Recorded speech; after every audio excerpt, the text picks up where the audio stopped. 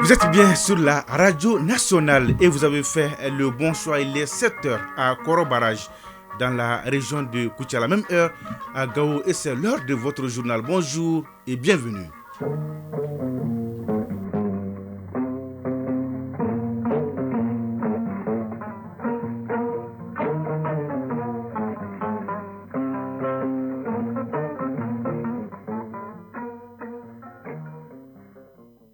Le journal Sidiki Dambélé. L'actualité, première édition d'ici mardi 17 septembre 2024. Tout d'abord, la couleur du temps sur Bamako et environ 24 degrés ce matin. Journée ensoleillée dans l'ensemble.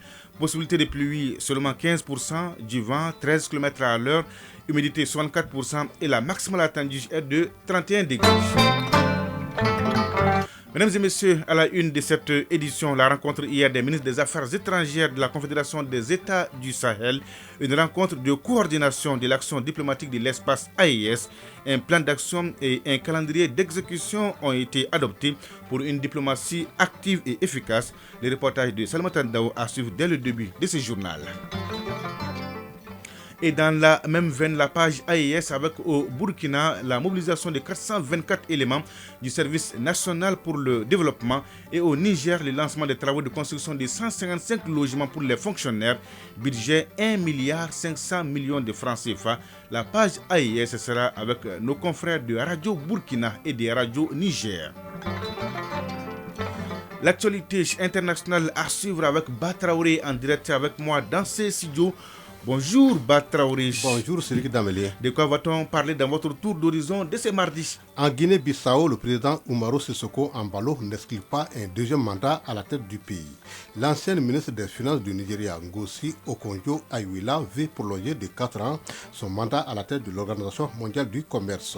Aux États-Unis d'Amérique, un homme a été inculpé pour tentative d'assassinat de Donald Trump. Voilà les informations parmi tant d'autres qui vous seront développées au cours de ce journal Cédric Damelier. Tout à l'heure donc pour le développement. À suivre aussi la chronique initiative citoyenne Ousmane Dao nous amène à la découverte de l'association Union pour la promotion de l'égalité des chances, aide et action. Enfin, la page des sports, toute l'actualité sportive avec Sragatou Sissé, l'athlète. Bonjour. Bonjour, c'est Diki Dambélé. Est-ce que tout va bien, Sragatou? Ça va, à part un léger coup de fatigue. Oui, ça va passer. La une de votre page. Accueil des championnes et champions de basket des moins de 18 ans, filles et garçons, et de l'équipe championne de gymnastique aérobique par les autorités de la transition. 2 buts ratés des Aiglons du Mali hier au tournoi IFOA Zone Ouest A. Supercoupe Colonel Assimi Goïta, le CNT est en finale en attendant le nom de son adversaire cet après-midi entre Koulikoro et Ségou. Ligue des champions d'Europe, c'est le grand retour de la compétition avec une nouvelle formule et un nouveau défi pour les clubs. Enfin, l'insolite du jour bouclera cette page des sports comme tous les mardis. Et voilà pour le sommaire. Vous êtes prêts? Eh bien, nous aussi. Les dingons, juste 2 secondes et on se retrouve.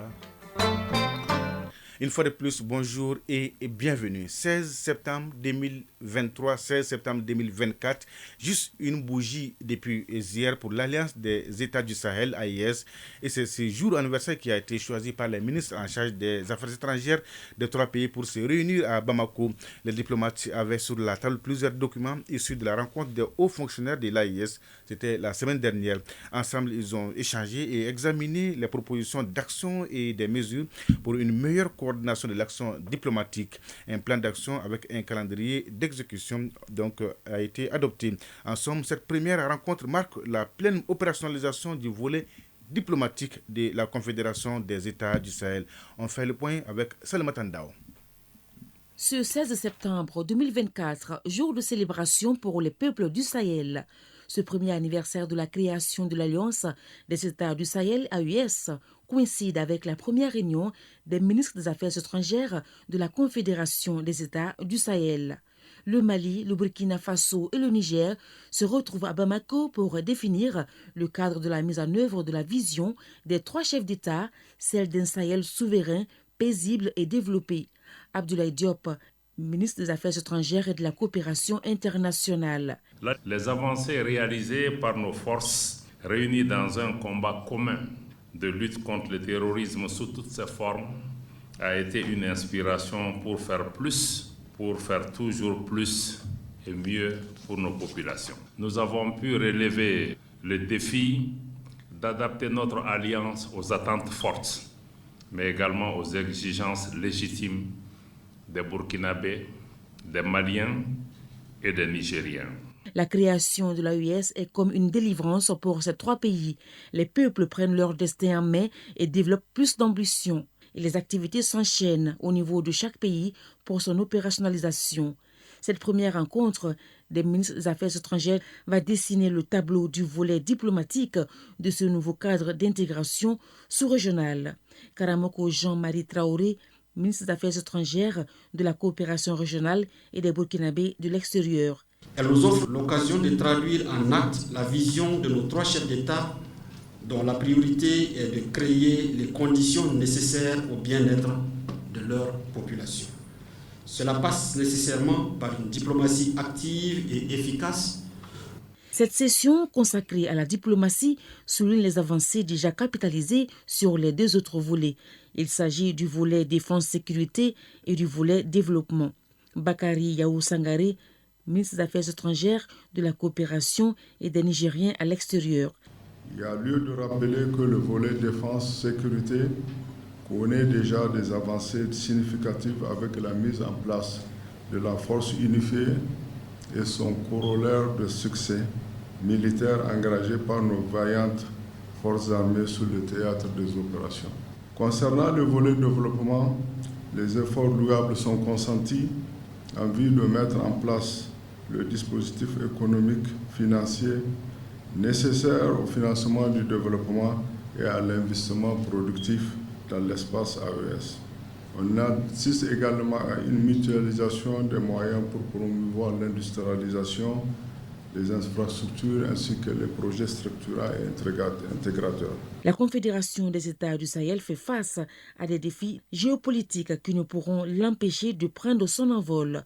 Assurance donnée par le chef de la diplomatie malienne, Abdoulaye Diop. La création de la Confédération des États du Sahel, AES, a bouleversé l'échiquier géopolitique. L'une des manifestations de ce bouleversement géopolitique a été le changement manifeste de paradigme que nous avons su imprimer dans notre espace. Nos États ne subissent plus désormais aucun diktat et ne plient devant aucune injonction. L'autre manifestation du bouleversement géopolitique en cours est, hélas, l'intrusion désormais ouvertement assumée d'acteurs qui ne cachent plus leurs intentions hostiles, acteurs venant à la fois de la région, mais acteurs venant d'ailleurs. La première rencontre des diplomates de l'AES a eu une pensée pour les populations sahéliennes touchées par l'insécurité et les catastrophes naturelles. L'actualité sur autre plan, la communauté musulmane du Mali a célébré dans la communion et dans la fraternité Mawlud 2024, journée anniversaire de la naissance du prophète Mohammed, paix et salut sur lui. L'événement religieux a été marqué par des recueillements, des prières et des bénédictions à travers tout le pays, des fidèles musulmans qui ont pris d'assaut les lieux de prêche. Le ministre des Affaires religieuses, du culte et des coutumes a fait le tour de la capitale pour vivre la nuit avec des musulmans. Occasion pour lui de saluer et de rendre hommage aux leaders religieux et aux fidèles pour leur engagement pour la paix et le vivre ensemble dans notre pays. Retour sur quelques séquences fortes de la célébration de cette fête religieuse, c'est avec Haridou Matina. La célébration de la naissance du prophète Mohammed, paix et salut sur lui, pilier de l'islam, est une fête importante très attendue chaque année par les fidèles musulmans. Au Mali, plus précisément à Bamako, le Mawlud, l'événement joyeux pour l'islam, qui a lieu généralement le 12e jour du mois de Rabi al-Awwal, le 3e mois du calendrier islamique, a une fois de plus été célébré en pompe.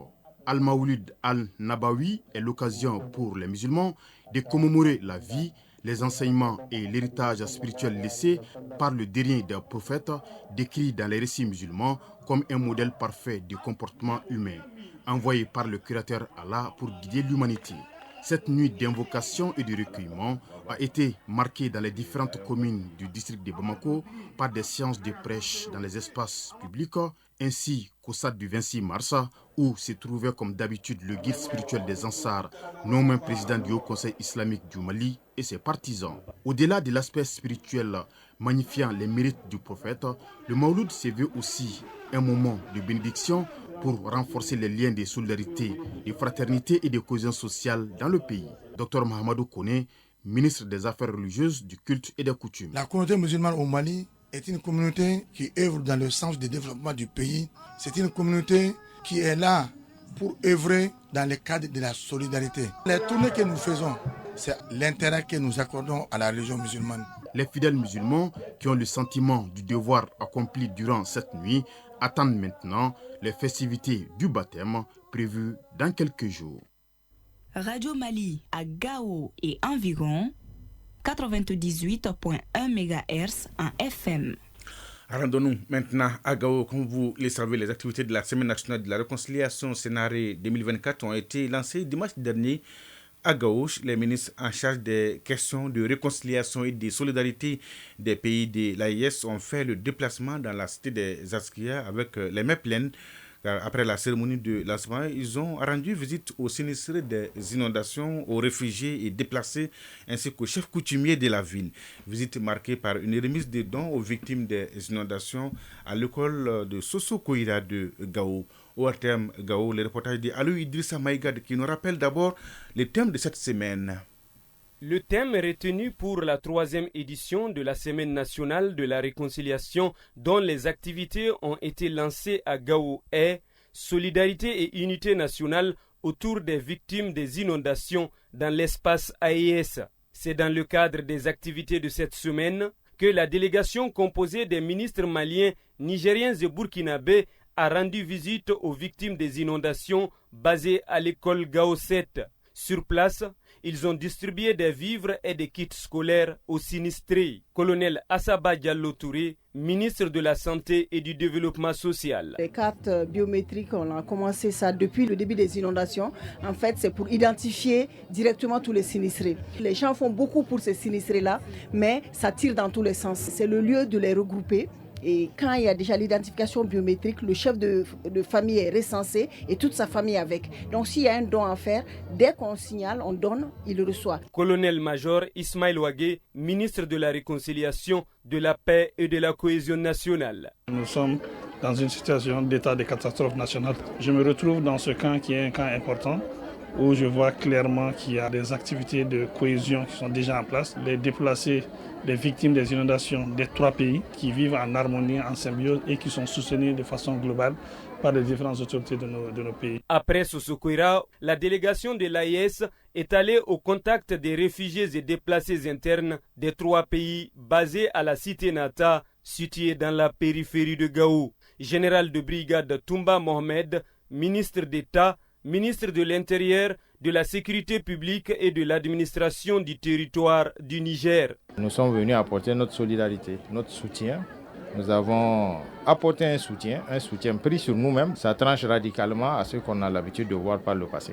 Nandi Somé Diallo, ministre de la Solidarité, de l'Action humanitaire, de la Réconciliation nationale, du JAR et de la famille du Burkina Faso. Une belle initiative, c'est à saluer et surtout à encourager afin qu'on puisse aboutir à la réconciliation véritable souhaitée dans l'espace de nos 3 pays.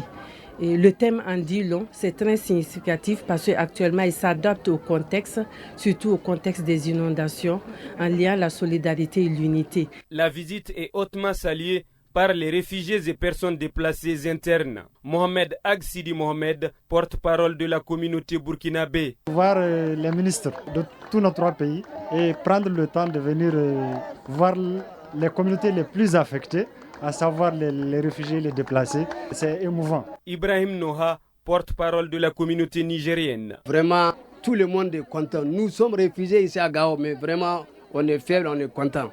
Auparavant, la délégation ministérielle a rendu une visite de courtoisie aux légitimités traditionnelles de Gao, Aliou Idrissa Maïga et Youssouf Samake pour le RTM.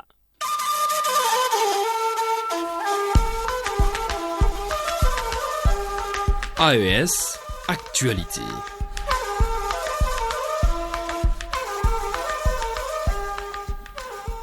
Direction Burkina Faso, 424 éléments de la 79e promotion des volontaires du Service national pour le développement SND sont prêts à contribuer au développement socio-économique de leur pays. Ils l'ont fait savoir au cours d'une cérémonie officielle de mobilisation. C'était hier au centre de formation et de production de Lumbila.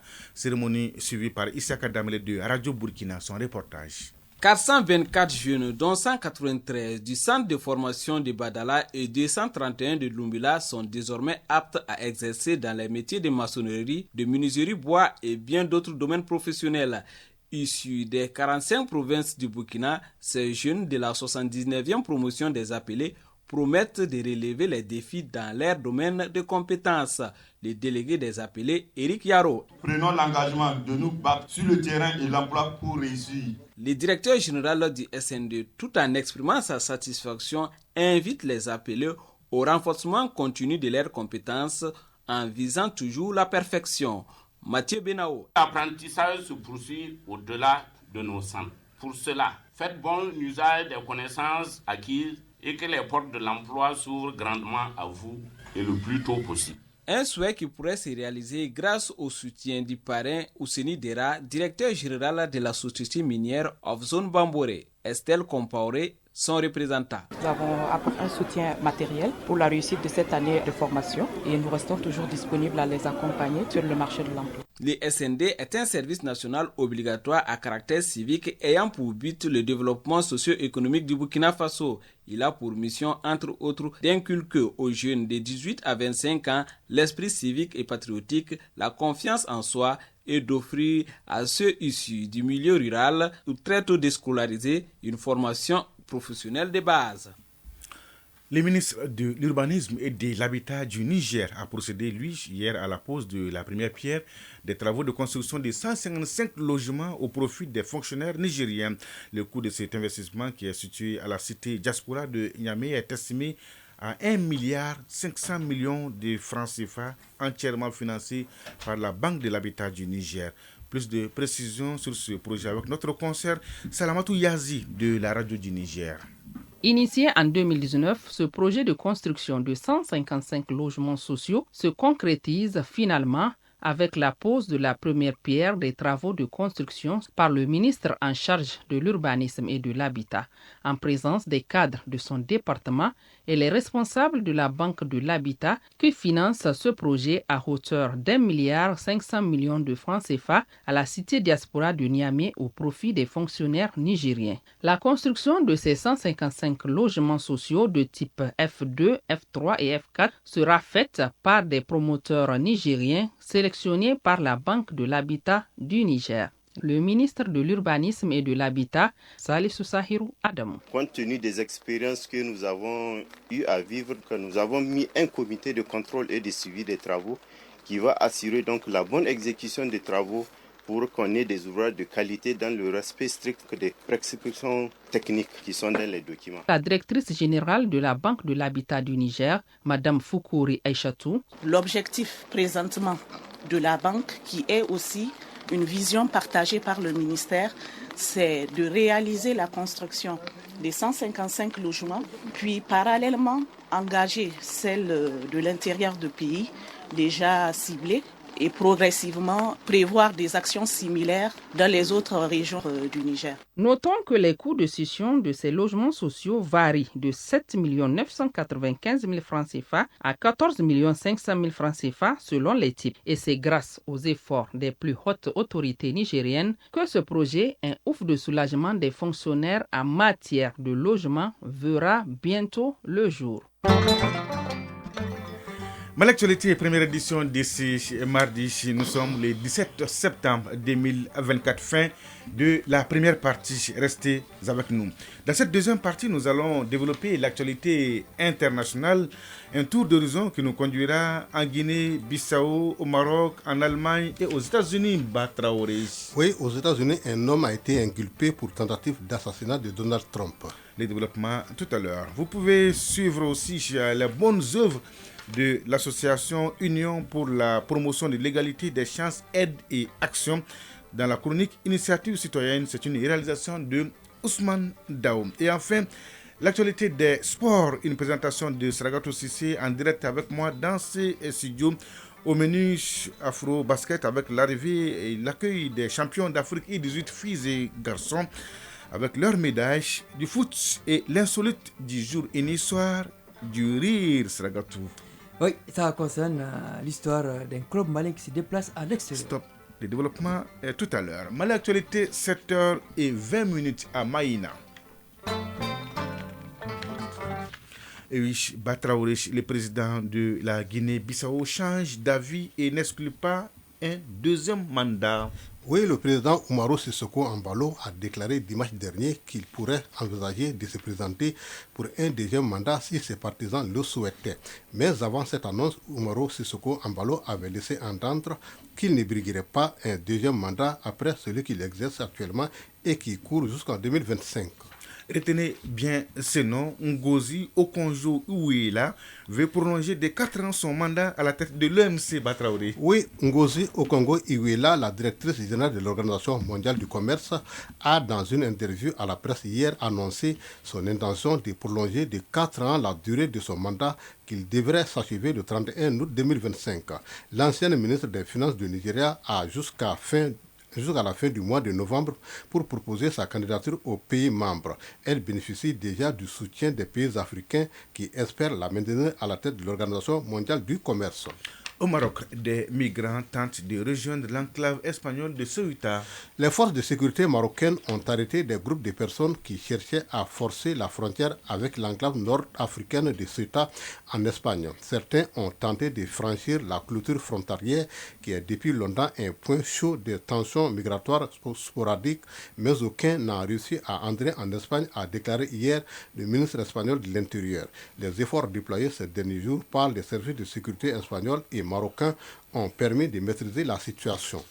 Migration clandestine, toujours Batraoré. L'Allemagne rétablit le contrôle frontalier. Le gouvernement affirme vouloir lutter contre l'immigration clandestine et la criminalité à la suite des récents attentats extrémistes perpétrés dans le pays. C'est ainsi que les contrôles aux frontières avec la France, les Pays-Bas, la Belgique, le Luxembourg et le Danemark sont rétablis depuis hier pour une durée de 6 mois. Aux États-Unis, un homme inculpé pour tentative d'assassinat de Trump. Un homme nommé Ryan Wesley Roth, 58 ans, est inculpé de 2 chefs d'accusation fédéraux en lien avec la deuxième tentative d'assassinat de l'ancien président Donald Trump sur son terrain de golf à West Palm Beach, en Floride. Le suspect présumé a été inculpé de possession d'une arme à feu par un criminel condamné et de possession d'une arme. En Iran, enfin, le nouveau président rassure sur le programme nucléaire, Batraoré. Le nouveau président réformateur de l'Iran a insisté hier sur le fait que l'Iran ne souhaitait pas enrichir de l'uranium à un niveau proche de l'armement, mais qu'il avait été contraint de le faire en raison du retrait des États-Unis de l'accord nucléaire conclu avec les puissances nucléaires, avec les puissances mondiales. Merci Batraoré pour toutes ces informations. Bonjour Sragato Sissi. Et bonjour Cédric Dambélé. Donnez-nous l'heure, la bonne et la vraie heure. Il est 7h23 à Bambara Maoudi.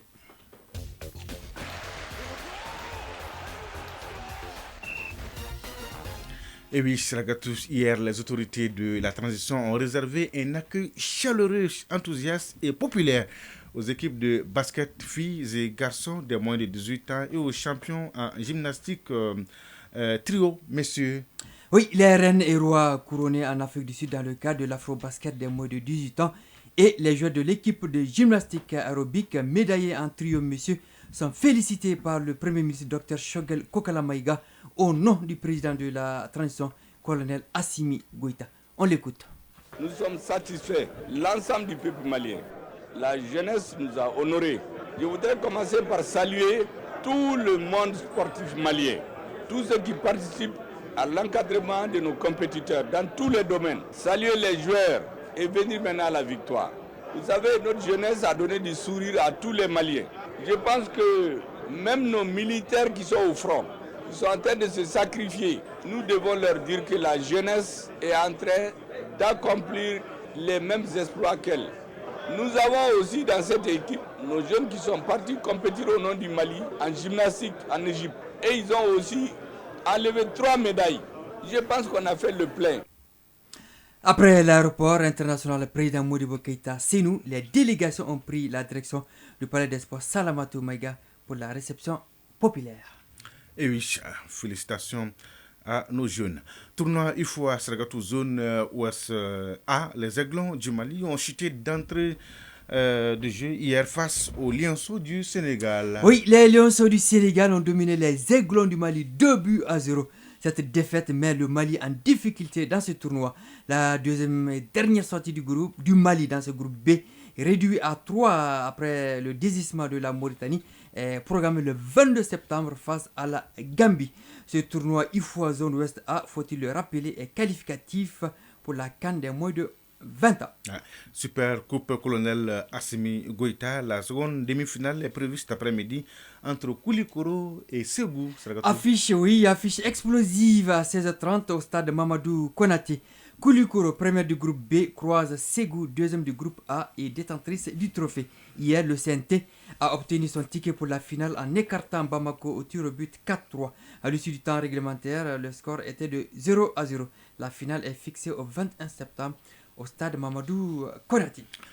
Football toujours, Ligue des champions d'Europe, c'est la grande rentrée des classes Sragatou 2024-2025 de la phase de groupe nouvelle formule. 36 équipes réparties en 9 groupes de 4. Chaque équipe joue contre 8 adversaires différents.